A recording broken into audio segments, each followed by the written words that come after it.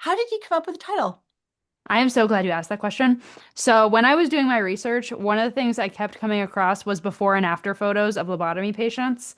And in the before, they always look very disheveled, obviously having some sort of mental health crisis. In the afters, they're smiling, but there's like nothing behind their eyes. And in one of these, I saw the caption that read something like, "The patient is now no better than a veritable household pet."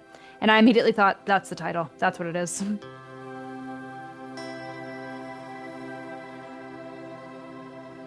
I was so excited about talking to you this morning. I really couldn't sleep last night. I'm thinking, Aw. what can I ask her? I'm like, okay, just calm down, Sophia. Biggie's awesome. You're so cool. And I love seeing you on all these other podcasts. I love Thank that you're you. getting out there and people are starting to know your name. And why am I talking to you today? Because you have your fourth, maybe that number four novels today. I'm so excited for you. And we're here to talk about A Veritable Household Pet. So, one, congratulations for getting it done. Thank And you. two, let's talk about how it came to be because lobotomy is something people don't really talk about, Mhm. and it is kind of terrifying. So, are you ready to jump on in? I am so ready. Let's do it. Awesome. All right. So, how did this book come about? Well, I'm an epidemiologist, which we've talked about before, and I'm very interested in medical history. And I was reading a book that had a whole chapter about the lobotomy, and I'd heard about it before, but never in a ton of detail. And for some reason, that book just really resonated with me. It was The Ice Pick Surgeon by Sam Keane. And I couldn't help thinking, what better basis for a horror novel than the lobotomy? It's brutal, it was condoned by so many people, and it would leave people trapped in their own bodies. I can't imagine anything more horrifying. Yeah. I mean, and then was it the Kennedys had a kid, Rosemary Kennedy, yeah. right? And Hmm. so that's what kind of made it national news. No, Hmm. but for you to go there, so when you decided to use it, what kind of character were you thinking about? What first came to mind? Well, I knew I wanted to tell the story of a lobotomy patient. I thought that would be really interesting and also important. But as I did more research, I realized that the surgery probably would have made it very difficult for my patient to tell the story in the way that I wanted to tell the story. So that's why I brought in the character of the older sister who would kind of transcribe the story and then give her own notes and interjections and fill in the gaps so that we could get a fuller picture of the aftermath of the surgery, which I think is scarier than the actual surgery. It's what comes after that's so awful. Yeah, I mean, okay, so I'm not giving anything away, but your book brought me to tears. Thank And you. and I'm just like, okay, that was wow. It was quite the ride. All right, there's so many places where people can find your book too, which is we'll talk about that later. But I'm really curious. Now, this is your fourth book, so you're used to the process of, the commitment to writing and putting it out there, which is really cool. Has this book been any different than the first three in this whole process? It has actually been very different than my first three. And part of the reason is that when I thought of this book, it kind of came to me in a rush and I didn't plot at all. With my other books I've plotted at least kind of loosely. This one they call it pantsing, just fly by the seat of my pants. Didn't necessarily know what I was going to start writing the day when I sat down, but it just came to me and it needed very little editing. Of course I still hired an editor. We all need editors, but very little change, no major plot points, no characters changed. It kind of just sprang into my mind. So I think it's because I knew the characters so well, and I won't give away any spoilers either, but I've spent some time with some of these characters before. So I knew what I wanted to channel there. And it took me a long time. It took me about 8 months to write this, which is slower for me just because I was doing research along the way, reading books, reading memoirs, articles, scientific papers, because I wanted to get it as accurate as possible, which is how I do all my books. I want to make sure the details are correct. Okay, 8 months. That really is not a long time at all. What kind of process do you go through? Well, for this one, I knew what the opening scenes were going to be and kind of what the how I wanted it to start. So I started writing that, and then I realized that I needed to know a lot more before I got too far into it. So I kind of paused writing, and The Rotting Room came out during that time, so I was getting that ready too. But I was reading a ton of books during that time, and then once I felt like I've done enough research, I can just move forward. I started writing 10,000 words a week and until the book was finished. My son started going to school during that time, so that made it a lot more feasible. And then I just kept going until it was done. And when I started committing to the 10,000 words a week, it came very, very fast. And it was one of the best books, best writing experiences I've ever had. And this is my favorite book that I've written so far. Yeah, I love that. And it's so wild because as you know, a writer, people say set guidelines for or set goals for yourself. Mhm. You know, give yourself a certain amount of time, or in your case, a word count. Yeah. Would those 10,000 words take longer or shorter some days? What was that like for you on a daily basis? I usually write kind of mid-morning. That's my sweet spot. And I would write for usually an hour, hour and a half, or if it was like really going well, maybe even 2 hours. And sometimes I would write 5,000 words in one day. And sometimes I would write 1,000 because having not a daily word limit, but a weekly word limit gave me a lot of flexibility. So that way, I didn't have to think, oh my gosh, I don't feel like writing today, but I have to. Because I don't always believe that that's the way to go. Because if I try and force myself to write, sometimes that just means I end up deleting a lot of it. So it gave me flexibility, but also kept me to a timeline, which I really like. I used to do National Novel Writing Month. It's not really a thing anymore, but where you would write 50,000 words in a month. So I'm very used to the structure of having a timeline, having guidelines, and that really helped me. I plan on using that structure in the future. Wow, that's really impressive because so many people say they want to do it and they don't do it, or they get started and they don't follow through. And you have now done this 4 times, and you are working on a new book. Yeah, I'm working on two, actually. Okay. All right, you're my hero. I love it. I love it. Okay, so a veritable household pet. How do you want this kind of story to relate to your audience or invite in a new audience? I do think that this is going to be kind of a wider audience than maybe my previous books, mostly because, as you said, it's very emotional, it's very realistic, and it's not what people traditionally see as horror. And I think that appeals to more people. I think it would be a great book club discussion book. I've actually already had a national book club reach out to me and pick this for March, which is very exciting. That's So amazing. I think it's one of those that I've had several people say they need a hug after reading it. You get it now that you've read it. Yeah. And I that's how I want people to see it. I want people to think about it. I want to make people uncomfortable because I think if they can kind of examine why they feel uncomfortable, they will kind of come through changed after reading this. And I think that's the power of horror, no matter how quiet it might be. Well, and you're right. There are so many different types of horror and things that we don't really think about as being horror, but it really is. And it's funny Mhm. how things we just kind of accept, you know, but it's just so interesting. Well, I love that you this book gives people pause to think, which is Mhm. always to me the best, Yes. and to really, feel and contemplate. I mean, when you can read a book and go away thinking, wow, and really just start thinking about it because it stays with you, that's brilliant writing. And I Thank think you. I love your style of writing. I feel fully immersed in it, which is so exciting for me. Now, is this the type of book you would love to have panels on or talk about with other novelists? Absolutely. I think this one, I mean, I've loved all my books, but I think this one right now is my favorite child because there's so much to talk about. You've got toxic family dynamics, a really complicated sister relationship, caregiver fatigue, kind of the history of mental illness and how it was treated and the medical industry. I mean, I could go on. There's just so much to talk about, and that's what I want people to do. I want people to think about it and have these conversations. Do you think lobotomies are going to make a comeback? I hope not. I mean, hope we have learned our lesson, but again, this is something the book forces you to look at and say, what would I have done? And have we really learned our lesson? I don't think the lobotomy necessarily will make a comeback, but you never know. I mean, you never know. A type of lobotomy? Who knows?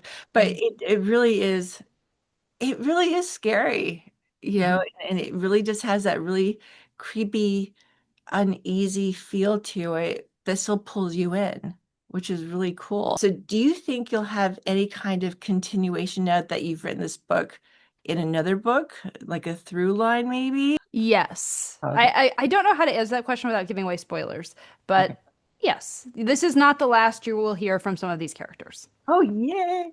Okay, cool. All right. I'm excited about that. I'm very, very excited about that. All right. So what was your favorite part about this book?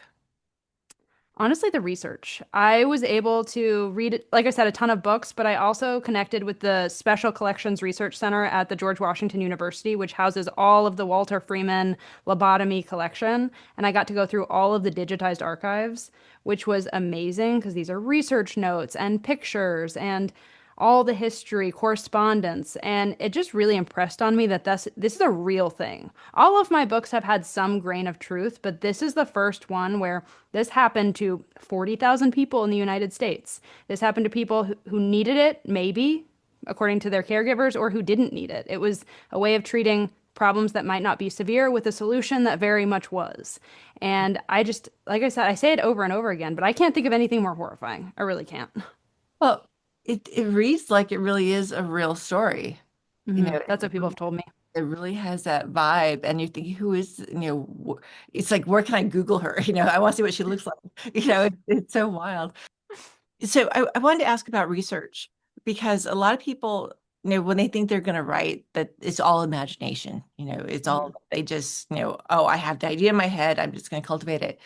When you dive into research, what kind of scope do you give yourself to really get into it? I will say it depends. And honestly, that's what I used to think because I come from a scientific background where when you're writing, everything has a source. And I thought, oh my gosh, if I could just write fiction, I wouldn't have to do all this research. No, that is not the case. I mean, it obviously depends on the story you're writing.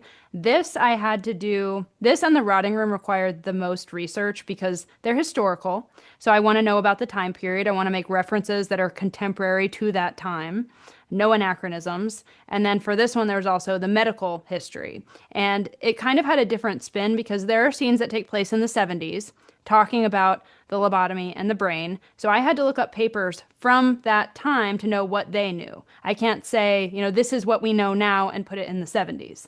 So that was an interesting challenge as well, which I really liked because, again, I want people to feel immersed in this time period because otherwise I feel like we judge people in the past with the lens we have today, which sometimes that's necessary and sometimes it just pushes us farther away from them and makes them difficult to understand.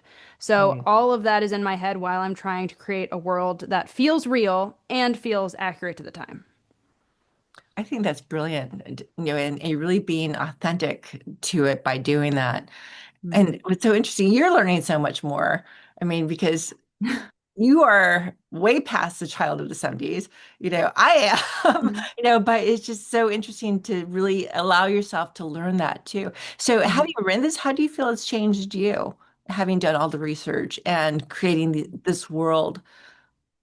That is a great question. I mean, as I was reading it, I had to put myself in the mind of these characters for 8 months.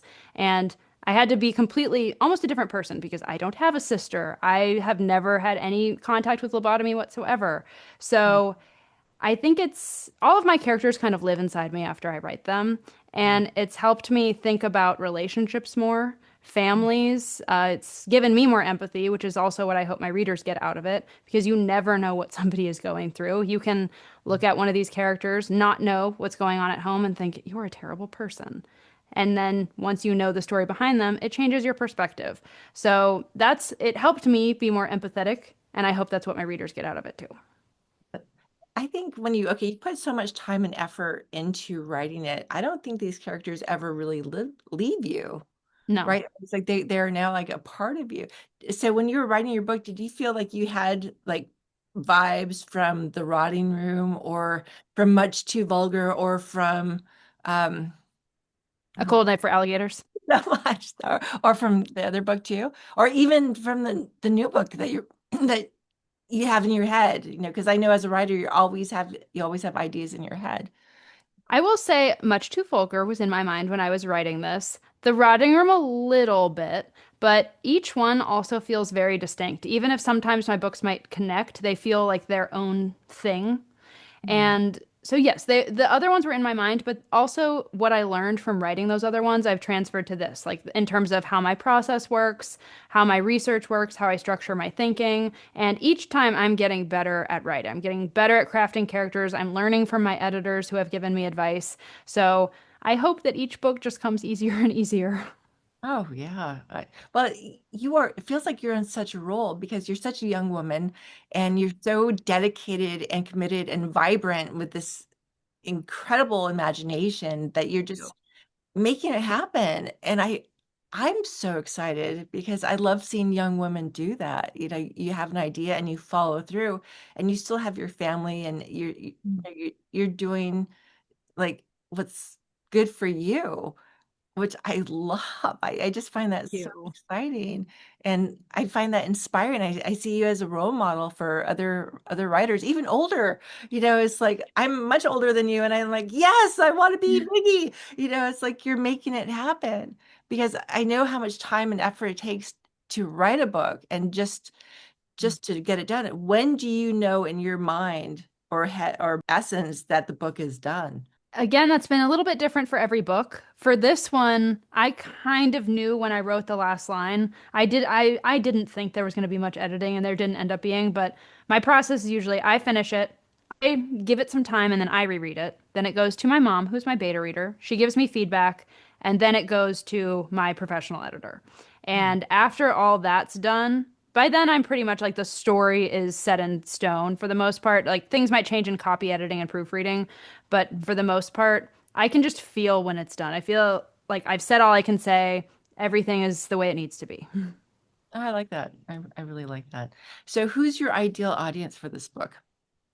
Everybody. I don't know if I'm allowed to say that, but I think it's a very interesting book, and like I said, I think it can really inspire a lot of discussion. And I would want to know what all kinds of people think. What do people, like who grew up in the 70s think about this? Did I get it right? I even had somebody who was a nurse who took care of a lobotomy patient tell me that yes, this felt very accurate. So I just want to know what everybody thinks because once the book leaves my hands, it becomes the reader's. And I am always very interested to see what people take away from things because they might see something in the book that I didn't even see. Right. Oh yeah. Well, yeah, that's always the case. And then you're like, oh, well, wait, you're right. And then you think of something else on top of it. That's kind of cool. I love how that happens. So in this universe, would you like to see it expanded in any way now that the book is done? I don't know. Like I said, I think some of these characters I'm not totally done with yet, but this world feels different than I think the next world I'm going to create. Like they might connect, but they will be different. Do you That's want very vague, but again, I don't want to give away any spoilers. any little hints?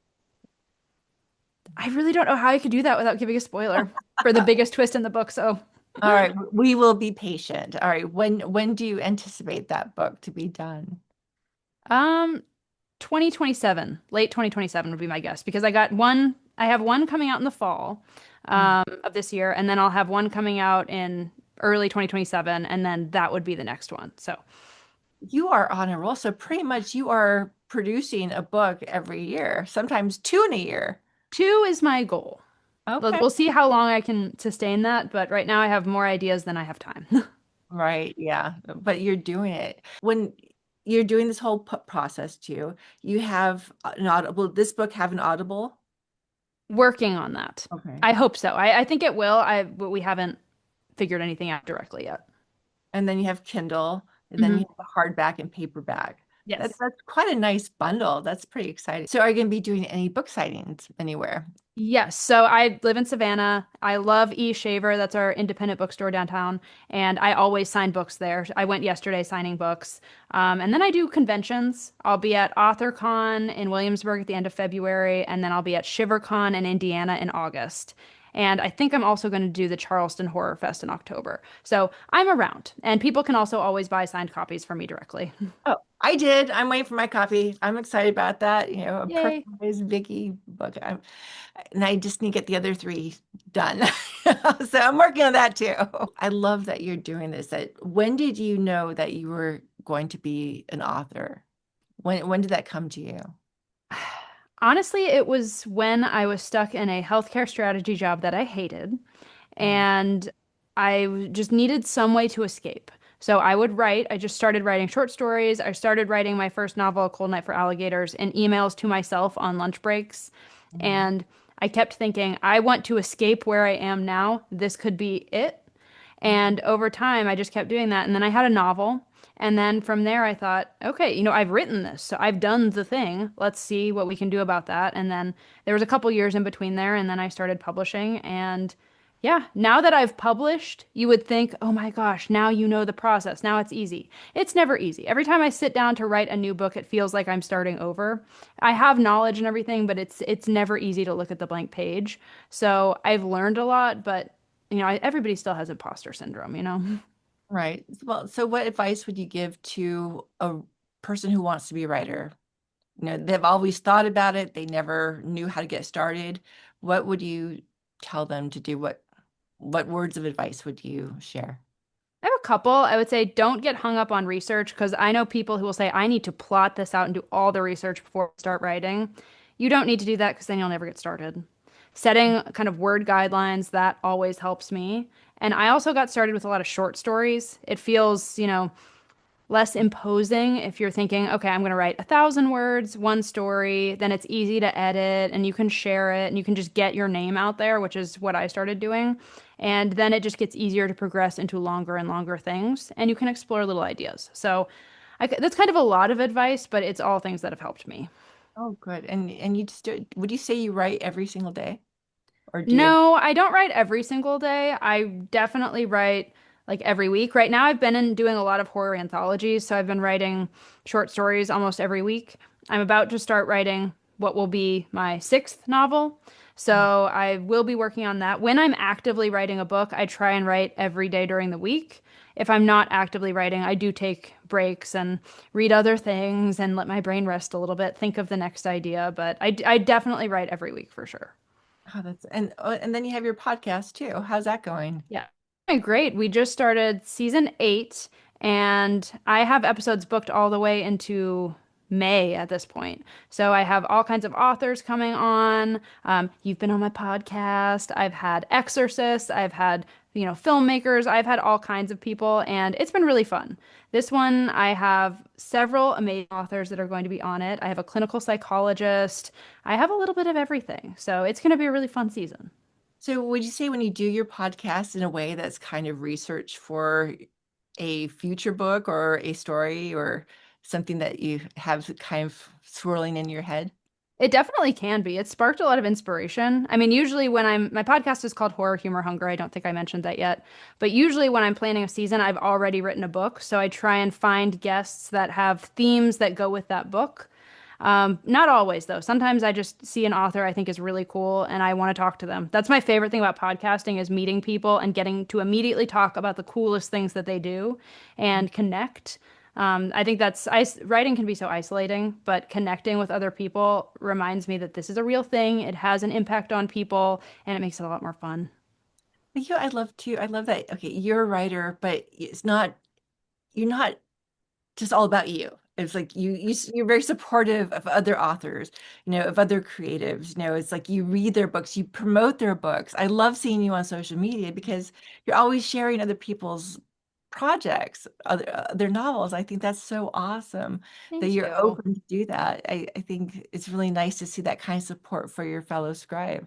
That's Well, really people were so nice to me when I first got started, readers and other authors, giving me their time, giving me advice. So you want to pay it forward. I mean, because I have always thought if more people are reading horror, then more people are reading horror. It's not that people who read are going to suddenly think, oh, because I read this person's book, I can't read your book. That just means we have another horror reader. So I love when I see what other people are doing because it also gives me inspiration too. so it's so wild. You say horror, but I see it's like your book, like Veritable Household Pet, for example, is so much more than horror. I hear horror, I think Wes Craven or Stephen King. It's like something supernatural or gory, or there's such an underlying angst, of this humanity that we're all part of that can be terrifying. And it's just from being alive, which is wild. I really do see it much more than. more than that. You're not the first person who's told me that, and I totally agree. I think a lot of people, like you said, see horror as mostly slashers or gory or ghosts. But I think horror is anything that makes you uncomfortable, just a much broader definition. And I know this book makes people uncomfortable. There are definitely horrifying parts, but it is also more literary and psychological. So that's another reason I think it's going to appeal to a broader audience because it's not, there's no murder. Well, Yeah. Well, there but is death. There's not slasher type murder. right. There's not ghosts. So it feels different than what people think of as traditional horror. I really enjoyed the journey that Thank you you. took me on. It was very engaging and it's really stayed with me, which I really like, when that kind of, and you start creating the images in your head, and you start, seeing like this whole little world that you created that's now part of me just from having read it. And that's kind of exciting. That's awesome. So thank you for doing that. You know, Thank you for reading it. yeah, and I right there too, I think that's probably one of the hardest things as an author because, how do you get your people to read your book? You put so much time and effort into it. A lot of people say they don't like to read, they like to see what's on their phone. Well, it's on Kindle, so you can read it on your, but for you as an avid reader and an author, how do you feel about that? I think it was definitely a slow process. I mean, I started publishing in 2024. I realized that's not that long ago, but I made sure I want to connect with people because I feel like if you can connect with somebody, they're much more likely to want to read your book because they know you on some level. So a lot of it has been networking, being active in the horror community, uplifting other people, like you said, and just trying to feel like a presence and not that I'm just some faceless person behind a screen. And that's helped a lot. And I've connected with a lot of people through social media that have been super nice and helpful and spreading the word about my books and reading it in advance as well. So a lot of it is building up an audience, it takes time, but it's so worth it. Pretty much wherever you can find a book, you're there. Yeah. And you can order it from your local indie bookstore too. You can find it literally everywhere. Hey, that's a great idea. Go to your local indie bookstore, talk to them, get to know them, have your requests. Yeah. I think that's so cool. I remember when I was a kid, I used to love going to the bookstore and I would just hang out reading all the time. I would love to see more kids do that.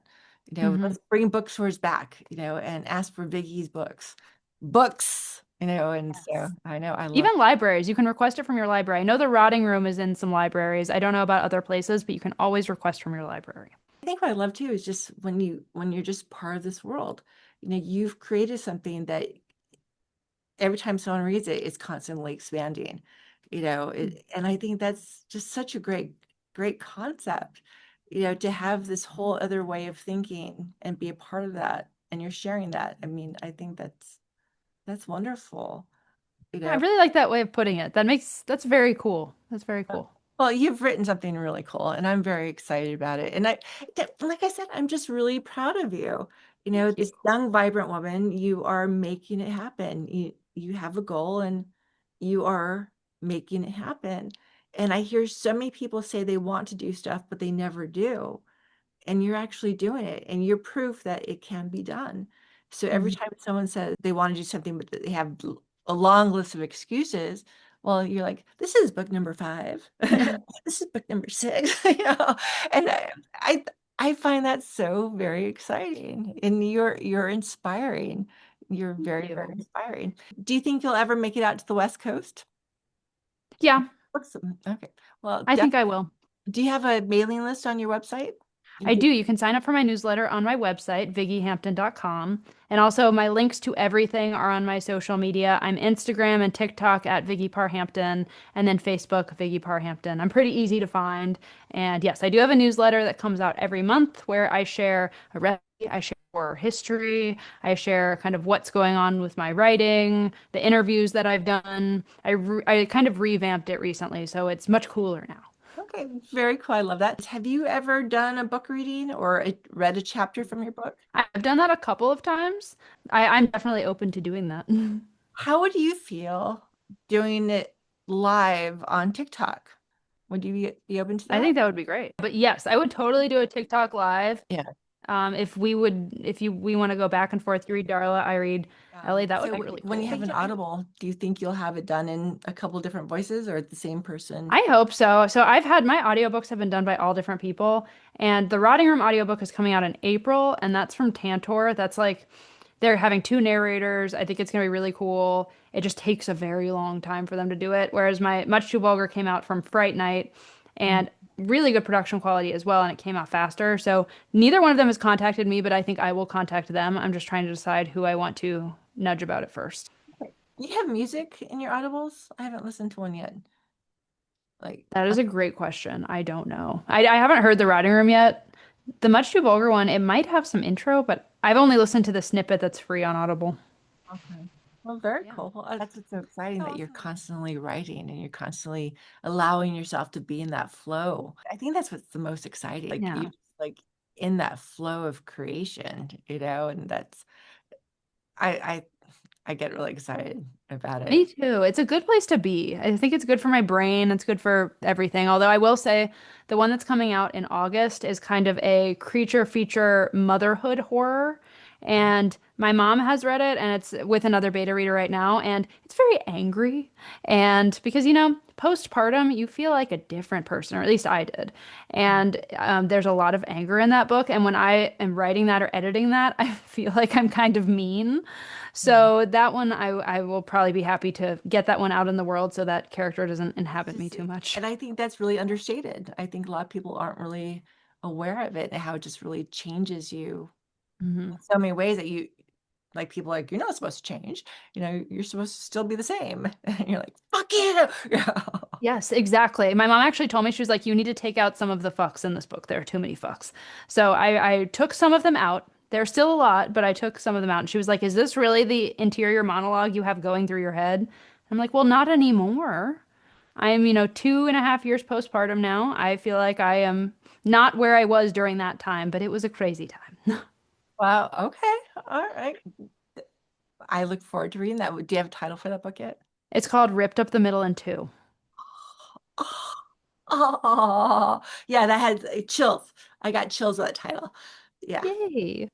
Yeah, I'm really excited for that one. It's again, like all my books, every time I publish something, I'm like, this one's really different. We'll see how people like it. But it's been working for me. So Right. And then reading, and that last chapter and gain this whole new understanding of Ellen. yes, Oh, I'm glad you read that because that's what I meant when I was like, you might want to think about like the age for her character and stuff like that. Yeah, so yeah. that was Yeah. so fun to write. I mean, I didn't know in the beginning. I was like, I want to write a lobotomy book, and then it came to me that I should connect to these in some way. And yeah, I love that ending. I've had because not as many people have read Much Too Vulgar as have read The Rotting Room. So some people have messaged me after finishing this and being like, "Oh my gosh, I get it." And that's when I'm always like, "Yes, people understand." It's like you're such a talent. You are such a talent and you just You. you do the work and then you put yourself out there and it's exciting to me to see it because you're doing it and I just love that. And Thank you. I try it's really hard. it's a lot, it is a lot of work, it's hard work and you know Mhm. um and you have to kind of like a lot of times just do it, even if you don't really feel like it, but it's especially promoting books, you have to Yeah. do that. That is a full-time job. Like when you ask me, do I write every day? No, but I do social media every day. And yeah, and you're constantly putting yourself, and people don't realize how much effort it takes. A It's, lot. it really does. And you do such a high quality work. Thank you. So it's very impressive. I could really see young people really looking up to you, Mm. and by the time you're my age, you're gonna have dozens of books and dozens of movies, and I'm like, go Piggy. you know. That's the dream. That's the dream. It's just like this incredible flow for you because it's not easy. No.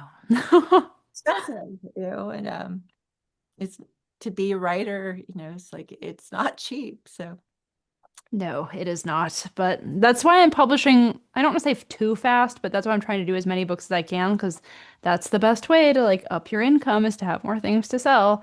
So that's another reason where traditional publishing, I'm like, they really only let you publish like once a year. That's not always the case, but in general, that's what they want, and that's not enough for And me. so to really connect with people who really want to get something done is everything. Just Yes. that passion and that drive, because everything else can fall apart. And if you're not fully committed, and you are fully committed in what you do, which is so exciting, it gets done. It's like that energy is contagious. And all of a Yeah. sudden you have, okay, they're on board, and it's like, we're going to get this done, and it materializes. It happens, and that's exciting. But you have to really do the work, and the work is, it's like you just do the work, and something about that energy just keeps on building, and is momentum, and before you know it, oh, it's done. you know and it's like, okay, and then it's like, all right, what's next? Let's go. That's how I am. Always going on to the next thing. Right? And it builds, and it's exciting, and just that energy, and to see other people get excited, and you're just like creating this momentum of a new world. So Vicky, where can people find you on social media? You can find me on Instagram and TikTok at Viggy Parr Hampton, Facebook, Viggy Parr Hampton, and then my website, viggyhampton.com. And definitely thank you so much for your time. I really appreciate you. Thank Um, you so much. I always love talking to you. I'm definitely a fan, and I can't wait for book number 5 to come out. Like, oh my God. And we will definitely talk about that then too. But we will talk more about a veritable household pet. Oh, all right. How did you come up with the title? I am so glad you asked that question. So, when I was doing my research, one of the things I kept coming across was before and after photos of lobotomy patients. And in the before, they always look very disheveled, obviously having some sort of mental health crisis. In the afters, they're smiling, but there's like nothing behind their eyes. Ah, And in one of these, I saw the caption that read something like, "The patient is now no better than a veritable household pet." And I immediately thought, that's the title. That's what it is. It was very heavy, but I mean, the fact that they would actually describe people that way, that just really heightened the horror for me. oh yeah, that's really good. Okay. Chills. A perfect title. All right. Well, thank you so much, Viggy. I appreciate your time, and we will talk again really soon. Awesome. Thank you.